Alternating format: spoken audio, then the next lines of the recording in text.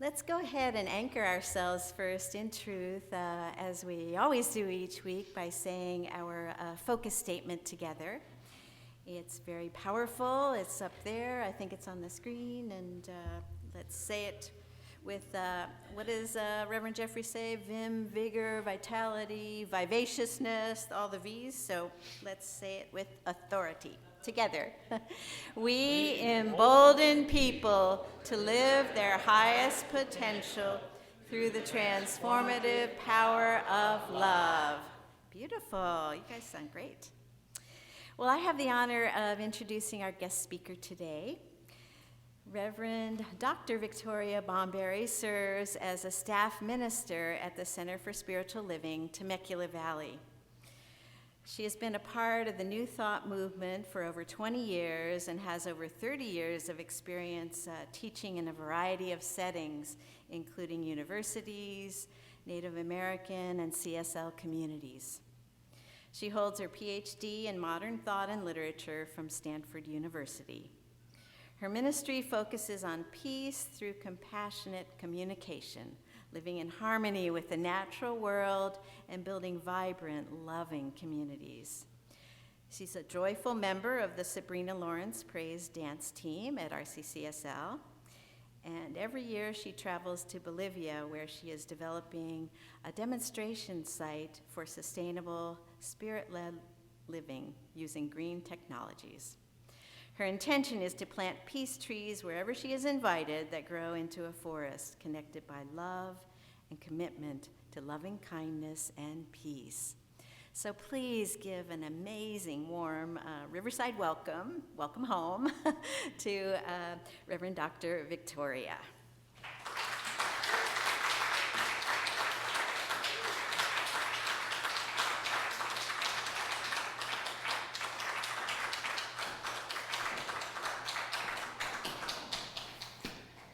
Well, it's so wonderful to be here.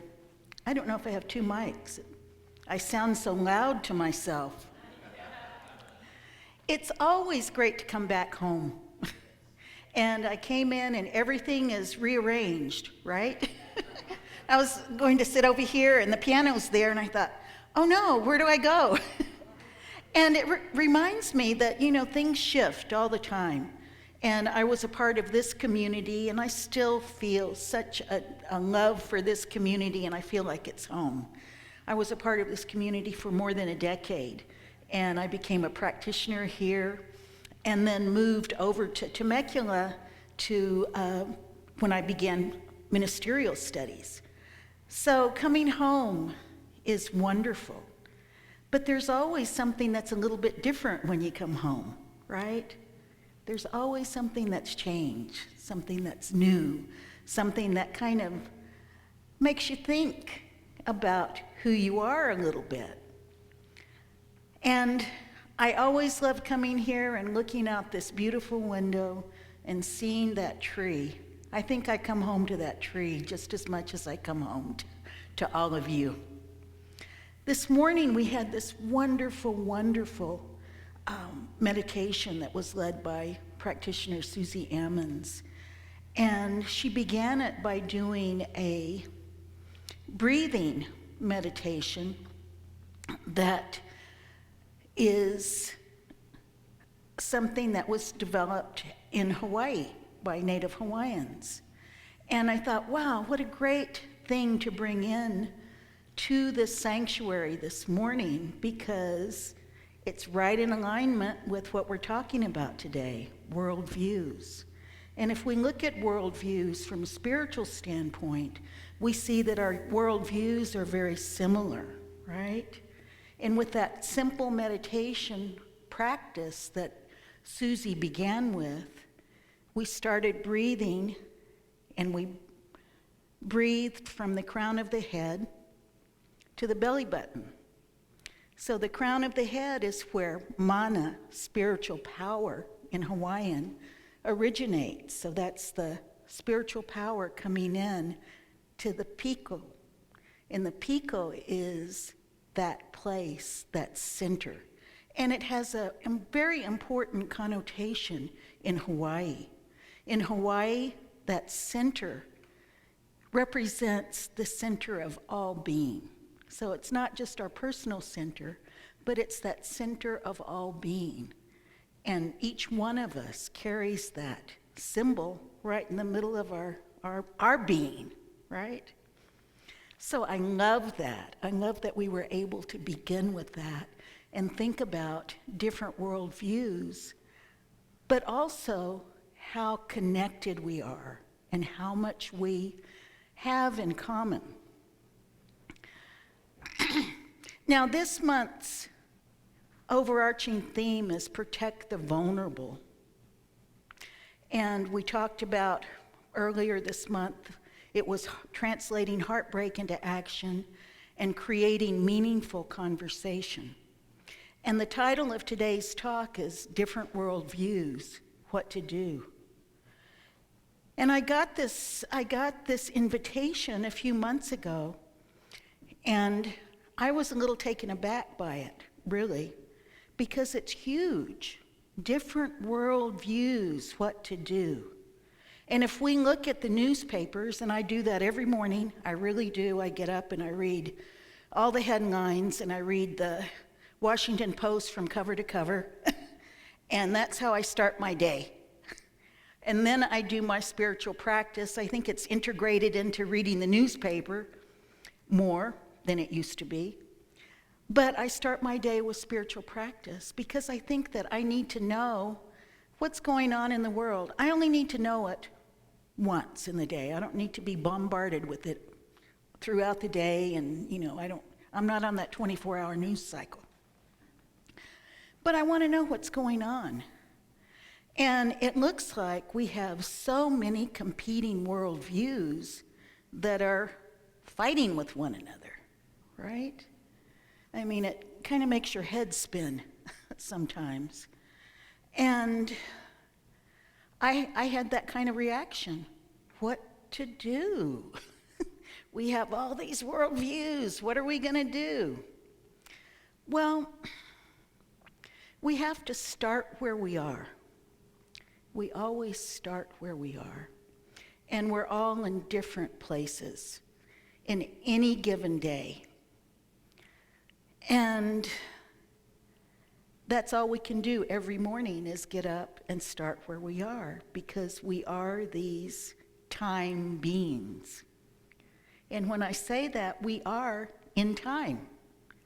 We also know that we are these eternal beings that, we can't even imagine the scope of our reality, our true reality. But right here and now, we are these time beings. We have different seasons in our lives. We have periods when things are shifting as they are now. We have periods of relative stability, and I would say even running into stagnation sometimes, right?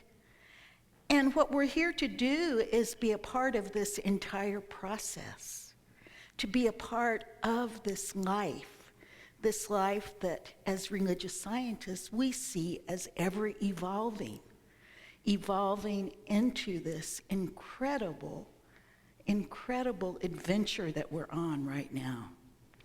So here we are. What do? Well, we go back to spirit, right? We always return to spirit when we're thinking about worldviews even. What is the truth in each one of these worldviews? And how do we get these worldviews? And what are they anyway? Well, the meaning of the term worldview seems self-evident. It seems like, well, it's an intellectual perspective on the world or universe. And the Oxford English Dictionary defines worldview as contemplation of the world, a view of life.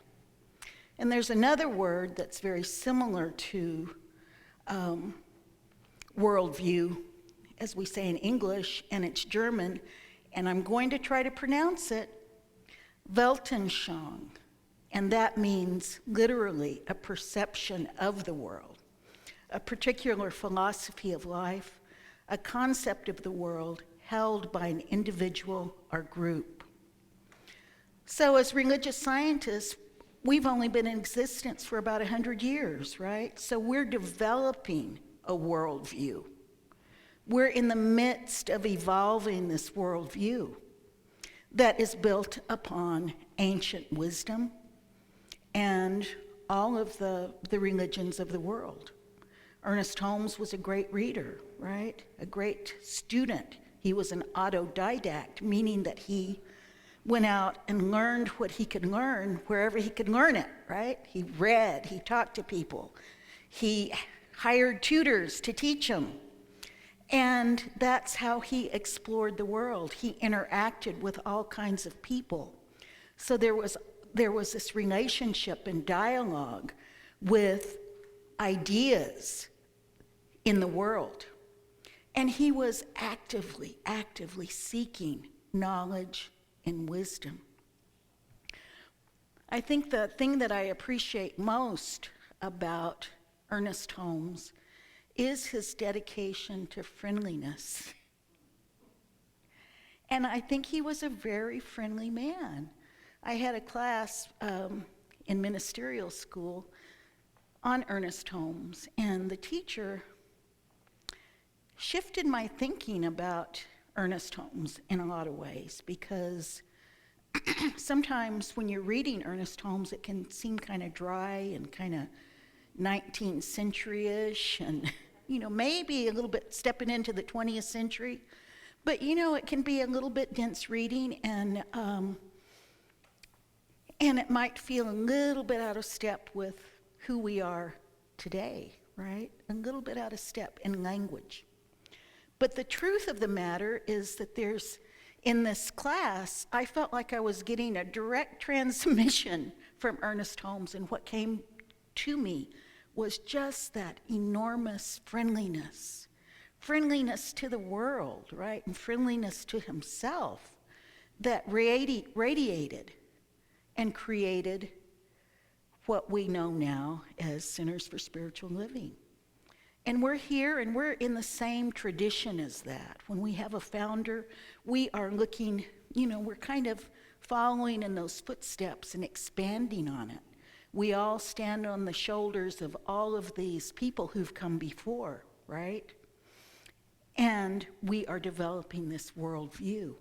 And if we look around this room, probably every individual in this room has their own particular worldview. And we also have this common worldview that we build upon. And I thought about this, how do we get a worldview?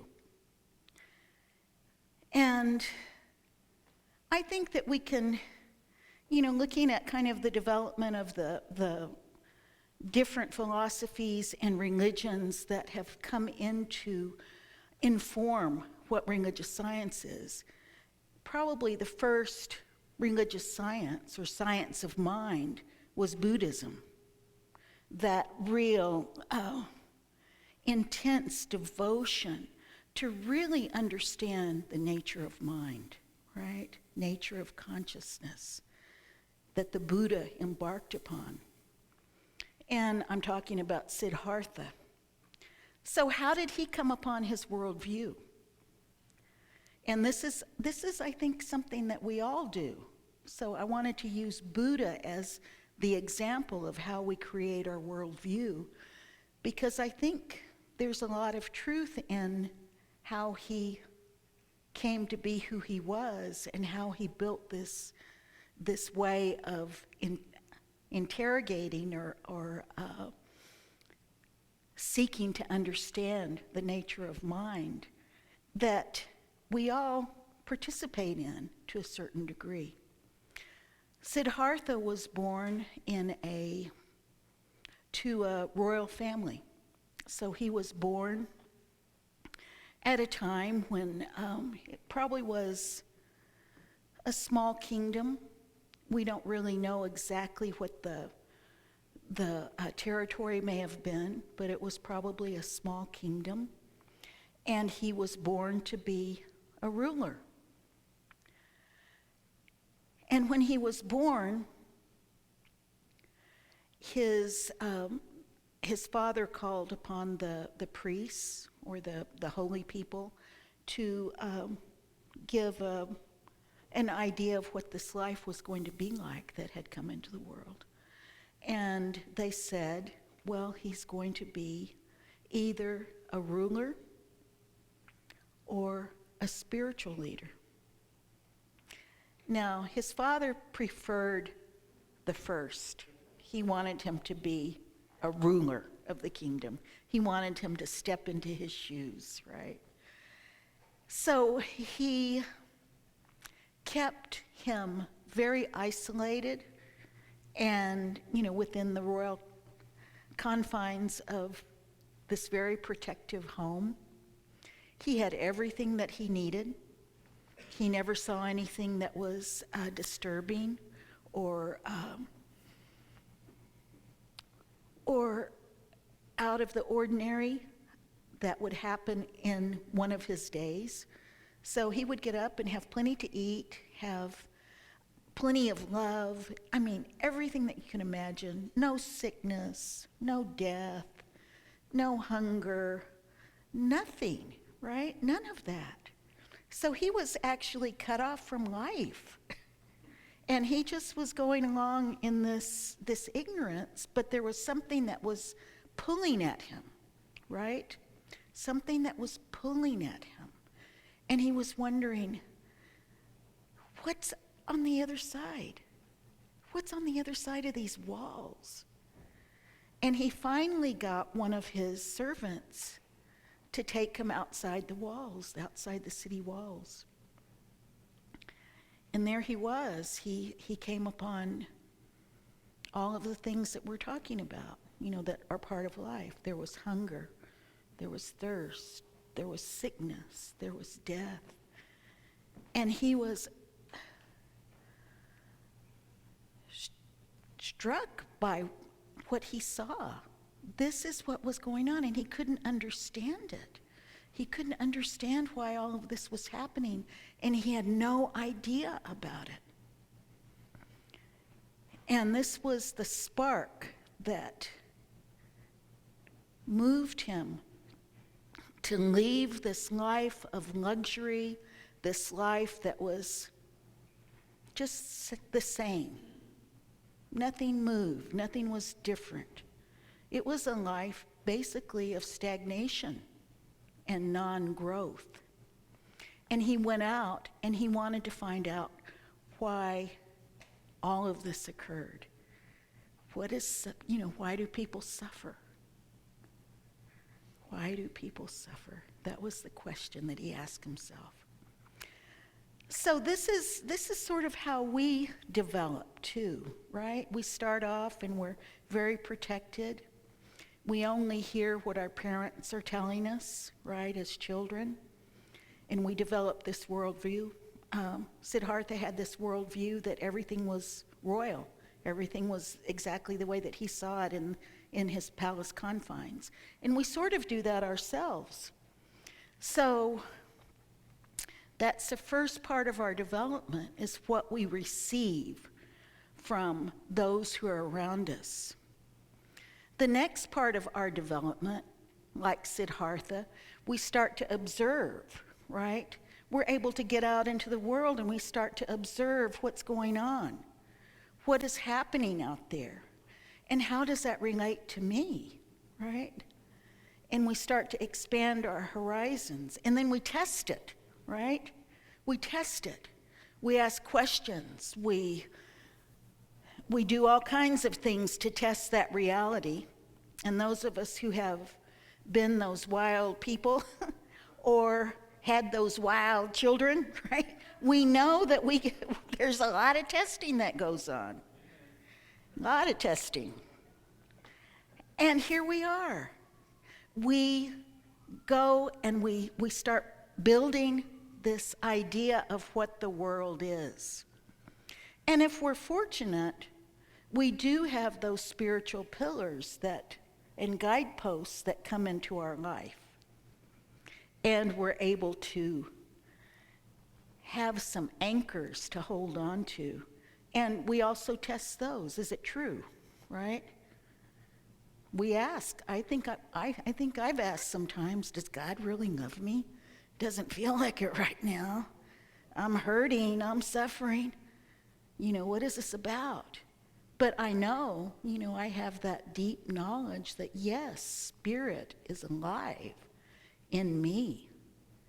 And there's nothing to fear, right? I have that deep knowledge. So this is what we're talking about in Worldview. And that worldview is something that we carry. And we're always, I think, if we're a part of life, embarked on this journey to learn more, to expand that worldview, and to understand the nature of the world. Now, my own personal story, I was born in Oklahoma, what was once Indian Territory. Okay, talk about changes, right? Here's a big shift. My people were removed from the southern part of the United States, forcibly removed. It's a historical memory and trauma that I think I may be the last person to carry that. I think that my children have a feeling of it, but they don't have a direct connection. It's become a memory. But for me, it was my great-great-grandmother who was a part of that living memory. And through her, and finally my grandmother, that was a very real living memory. So that was a huge change, right? A huge change, a traumatic change. Almost 2/3 of our people died on the way on that forced march from Alabama and Georgia. 2/3, can you imagine? I'm a survivor. Now, this is a story that's been repeated over and over and over again in the history of humankind, right? How long has Buddha been talking about suffering? 3,000 years, probably, right? About 3,000 years. We're still learning. We're still learning. So as a native child, I had an idea about life, I grew up in the 50s.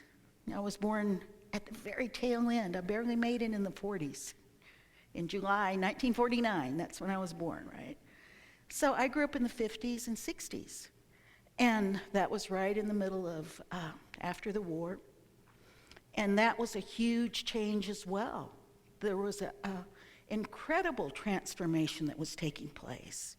There, sometimes we call that the good war, right? Have you heard that term? The good war? As if any war could be good. But it did bring all kinds of people into contact. And there was all kinds of things that took place.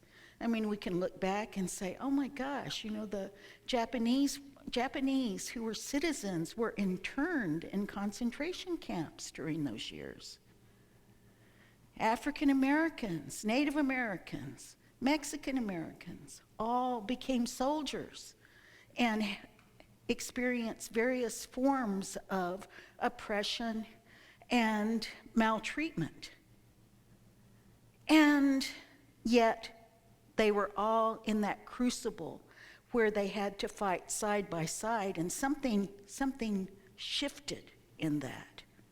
We come into this era of incredible prosperity and change in the 50s. We think of it, some people think of it, oh, look at those days in the 50s. It was so abundant and prosperous. Well, there was a lot going on. This society was transforming tremendously. The worldview was transforming tremendously. We got the civil rights movement coming out of that era, Not that it hadn't been going on for years and years, but there was this energy that was let loose during those years that created a liberation movement for all people. And I mean that literally. It created a liberation movement for all people, because wherever we stood, we were called to live a life that was freer. Now, I think that we kind of sometimes can stand on our laurels a little bit, right? And kind of get lulled into thinking, oh yeah, we're so great. We've done it all. We made it. And yet we get shook up, right? When we find that, oh my gosh, there's another war that's broken out. Oh my gosh, I don't agree with what's going on right now. I don't know what we're doing as a people anymore. Now, I think those are good times, actually, because they do call us to step out of the familiar and into territory that is uncertain, right? That uncertainty. And I really love that I came in here, the order of service is different, the whole place has changed. I love that. What does that mean? That means that we're switching things around. We're trying to see things from a different vantage point. We're changing even the way that we relate to one another, from the podium down here and from you looking up here. This is all changed. And that's good, because we need that kind of shakeup. We really do, from time to time. In fact, I'm thinking of going to my house and changing my rooms around. Now, we need that. And all of us need the opportunity to walk firmly in our own shoes and expand our worldview. And what do I mean by that? Usually you say, let's walk in someone else's shoes. Well, what I mean by that is that when we can understand more about ourselves, we open up to all the experience that people have. We may not have the same experience exactly, but we can feel pain. When someone's suffering from an illness or sickness, we can feel that. We can understand loss, whatever kind of loss it might be, because we know ourselves and we stand firmly in who we are. Firmly in who we are as human beings. And we're all human. We're all human. Now, Buddha looked at the mind and consciousness, right? And training the consciousness to pay attention to all of those kinds of things. And I used Buddha as the example for how we create worldviews, because I think that is a good example of how we do that. Now, what about Jesus coming in here? What did Jesus teach? Now, I think that Jesus is one of my favorite teachers, because here we're in this beautiful place, and the emphasis in this place, and the feeling that I get in this place too, is that love truly lives here. It does. We used to say God, right? A lot. And now we can see something that is more than this thing in the sky, right? We're seeing that love put into action, that love. And that's what I like about Jesus as a teacher, that emphasis on love and that carnality of it. We're embodied. We're in this flesh to live and experience what it means to be human. And Jesus never said heaven is out there, right? Jesus always said heaven is right here. It's within. And That's a lesson that we still haven't fully embodied. We're still practicing. There's a Jesuit priest named Father Gregory Boyle who founded Homeboy Industries in Los Angeles. And he has this wonderful book called Barking to the Choir, The Power of Radical Kinship.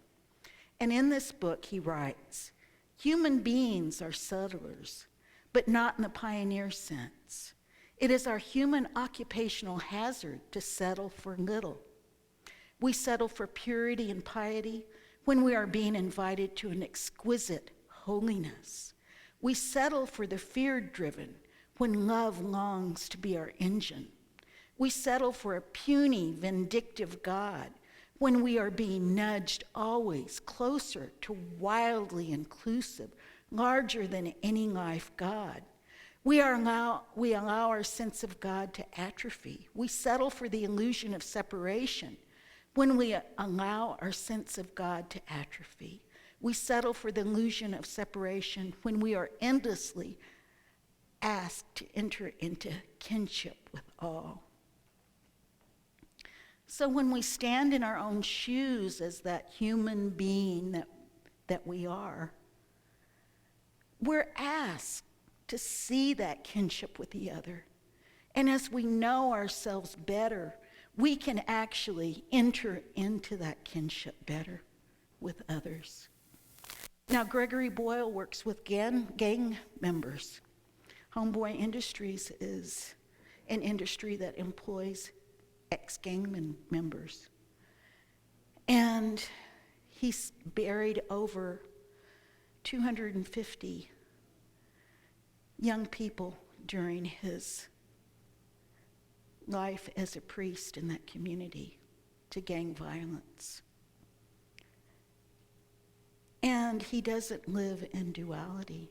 He doesn't see them as bad people. He sees them as living in this restrictive worldview without placing any of that duality in that mix. And he also says that he has gained wisdom from working with the people in that community. And in this book, he writes about this man who comes out of prison after being in prison for about 20 years. He went in as a very young man and, for horrific crimes. And when he comes out and he's talking to him, he's the kindest, friendliest, most hardworking person that Father Gregory has, come across in quite a while. And he asked him, well, how is it that, he asked him if he's on parole, and he said, yeah. And I guess he had the most high level of parole that you can have. And he said, well, how is it that, you're such a kind, helpful, generous person? How can you be on this high level parole? And the guy just simply answered, a bad childhood. That's a simple answer, right? And it's a real answer. There's truth there. When we don't have that love and nurturing, a community like this to bring us up and hold us up, yeah, it's easy to go down that path, right? And there's a sense of belonging in that path. There's also, a sense of love and community and all of that, no matter how distorted it might be along that path. But each one of us, we can't really judge it because each one of us has that same restriction in our worldview. We have blind spots. We have things that we've never experienced before, so we don't know how to react to it, or else respond to it. We react. We react in violent anger. We react in, oh my gosh, we can't let those hordes come across the border. Or we say, oh man, the Chinese are coming. Whatever it might be, we go into that protective mode that is almost psychotic, It's almost psychotic. And yet what we're called to do is to expand our worldview.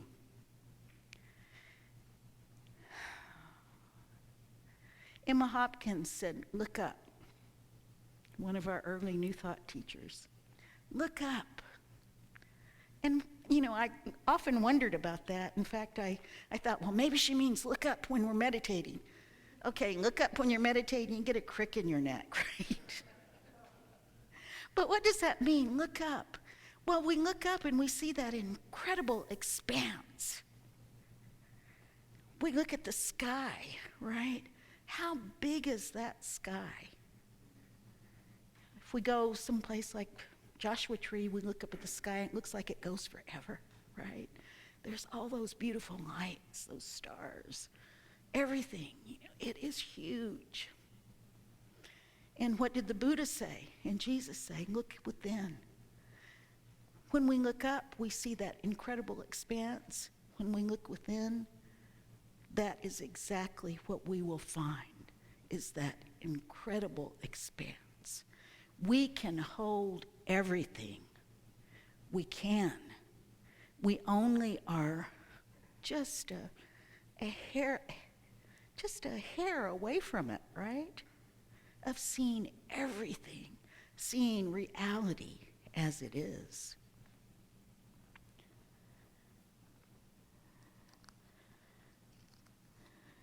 Now, I've had some interesting things happen to me recently, over about the past year and a half, 2 years. I didn't realize I was having a problem with my vision. And I didn't realize until I was driving one day, and I thought, what's going on? Am I tripping? Because I saw the letters on the sign started to kind of float off. And I was like, man, what's going on? And, I don't take drugs or, smoke pot or anything, right? But that's the first thing that came to mind. Am I tripping? So I called the eye doctor, and they said, oh, well, you can come in a few months. And I was like, no way, I'm not going to live like this. So I called around until I got someone who listened to me, and they got me in right away. And it happened that I was having retina problems. And, the retina is, what allows you to see. And I had a kind of a wavy retina, and I had a hole. And I had to have some surgery. I had to have a couple of surgeries last fall. And I'm still in the middle of going through all of this. And it's given me a lot of time to really think about vision. What is vision about anyway? And I have to say I had that surgery right when I had to take ministerial exams, 40 hours of exams on the computer. Okay, I couldn't study for it because I couldn't read the pages. I had to call upon my friends here in Riverside to come over and monitor, be the proctors for my exams. And I could barely see. I'd sometimes have to ask, what does that say, right? Because I couldn't see it. And I thought, okay, I have to relax into this. I have to know that I have inner vision, that spiritual vision, and I'll get through it.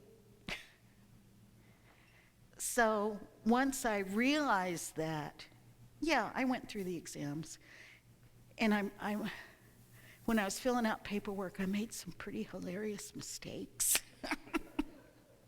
But I passed, and that's the point of that. Okay, just last Monday, I had another surgery. And what happens when you have retinal surgery is that you grow cataracts really fast. I mean, it's just like overnight. It's like, oh my gosh, everything looks dark. And it looks like I'm looking through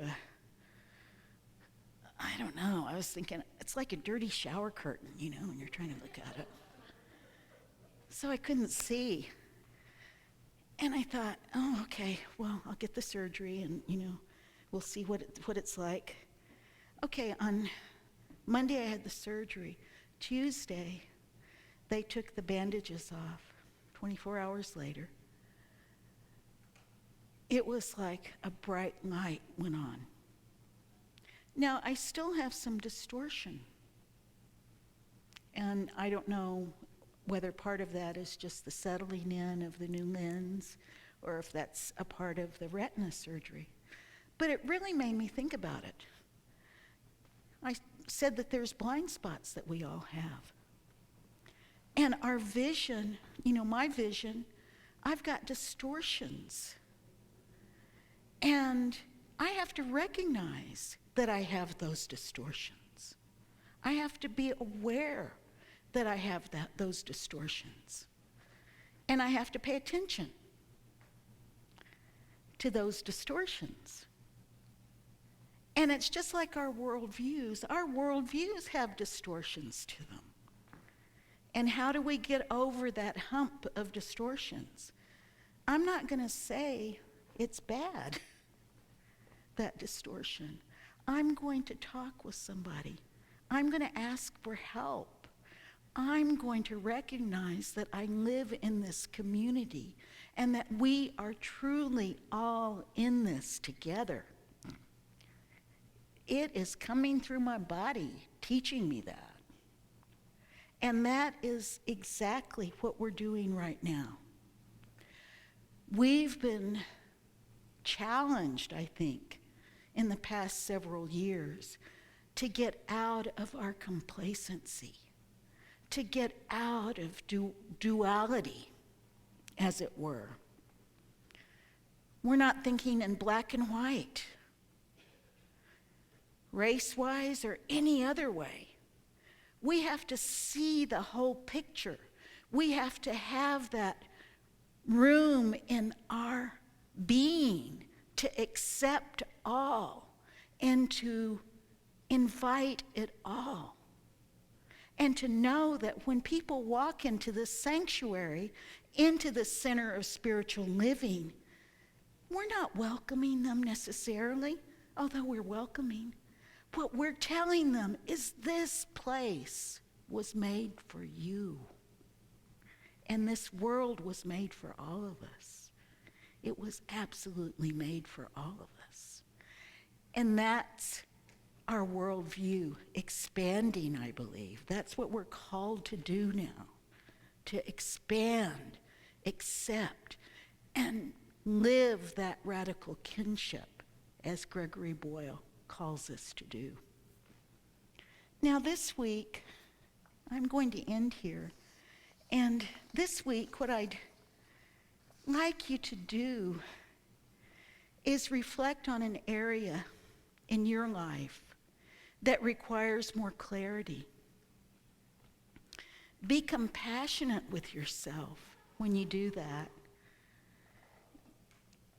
We're always called to be compassionate, first with ourselves, so we understand what compassion is. Don't beat yourself up if you have an awful thought. I told a bald-faced lie this week. I made a smoothie for my grandson, and I put all kinds of red fruits in it that are just delicious, and coconut milk. So I told my grandson, I'm making a smoothie, and he said, well, I'm going to put coconut milk in. He said, I don't like coconut milk. I put it in anyway. And I gave it to him, and he said, this tastes like coconut. And I said, there's no coconut in it. Now, that sounds funny, and I know as parents and grandmothers and all of that, we tell those kind of we'll call them white lies, but they are lies, right? And, they kind of wake you up to, oh yeah, where am I deceiving myself and others in other ways too? But I thought about it, and I've got to tell them, that really was coconut milk. But I'm compassionate with myself, and I'm calling for him to be compassionate with me. So be compassionate as you think about those places where you need more clarity. And I'm going to say, practice, practice, practice. We always have to practice. And yeah, look at those places where you could maybe shift a little. And as we're all shifting, we all shifted to this side, right? As we all shift, we're changing this world. And we're truly creating a world where the spiritual magnificence of every being is revealed. And so it is.